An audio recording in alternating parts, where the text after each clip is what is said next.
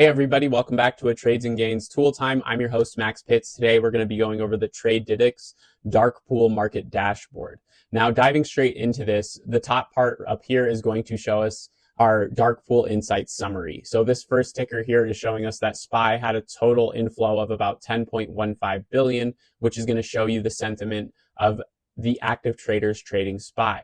Now, on the flip side, we can also see negative sentiment, which could show that some of these investors were trying to hedge their bets.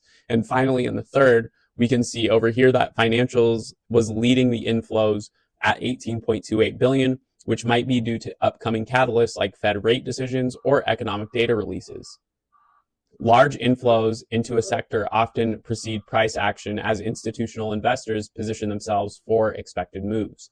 Now, moving down below, we're going to see dark pool trades and block trades. And don't worry, I'm going to break down what both of these mean for you. So for dark pool trades, these are anonymous trades typically executed to avoid moving the market. For example, we can see that SPY here, 144.25 million in a trade that was likely executed by a fund reallocating or hedging their positions. Now, on the block trade side, these are large trades executed between parties, often showing clear intent. For example, if we look at SPGI, we can see 21.23 million that was traded, and this would indicate an institution increasing exposure to the financial sector. Now, why does this matter? Because real-time monitoring of these trades can help detect trends as they develop. If multiple dark pool trades start showing up for one ticker, it might signal a breakout or breakdown. Now, next, we're going to move on to the largest dark pool trades and our sectors area, which is going to be down here.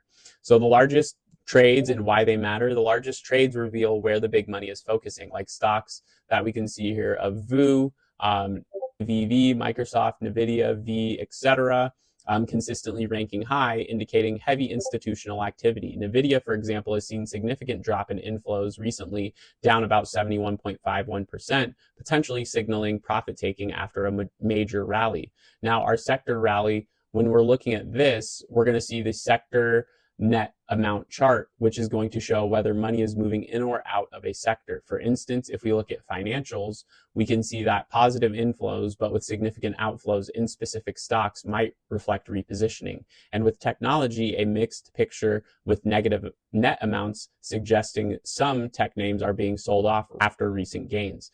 So if you notice consistent inflows into a sector like financials here, it's a sign of institutional interest, and we can pair this with a price action to confirm potential trade setups. Now, finally, we have the dark pool ticker dashboard. So why negative net value is important? Net value represents the balance between buying and selling in the dark pool. For example, if we look at SPY, we can see that there was a negative 6.75 billion net value. Despite inflows, institutions are selling more than they're buying. This might indicate hedging rather than bullish bets. And with Visa's V, a 1,093% increase in daily inflow, such anomalies are often going to suggest that institutions are making big moves, possibly ahead of news like earnings or macroeconomic changes. So how do we spot these anomalies? We focus on the daily amount change column, which is going to be right here. Mara's 288% increase is going to be of note because this could signal speculative positioning or momentum plays. Stocks with large inflows but negative values like Microsoft might be hedging or seeing distribution after a recent rally. So why SPY and QQQ are so dominant every day? They are ETFs tracking the S&P 500 and NASDAQ 100 respectively. Institutions often trade these to hedge or express views on the broader market. Their dominance in the dashboard underscores their importance as market parameters. And finally, why sector trends matter. If financials consistently see inflows, it suggests that institutions expect this sector to perform well. This could align well with catalysts like interest rate hikes, which benefit banks. Using net values and anomalies, net negative values often indicate selling pressure even when inflows are high. For instance, if SPY shows heavy inflows but negative net value, institutions might be hedging downside risks. So what are we going to look for exactly? We want to look for large consistent inflows across multiple trades in a single stock or sector, often signal upcoming moves. Stocks like NVIDIA, which saw a negative 71% change, could be at risk of a correction after prolonged buying.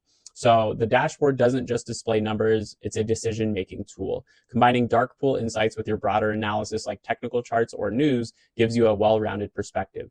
Knowing where big money is flowing lets you position yourself ahead of major moves, whether it's a rally in financials or a pullback in tech. And if you found this video helpful, go ahead and leave a like, subscribe, and make sure you get that bell notification so you never miss an update from Trades and Gains. And I will see you guys in the next one.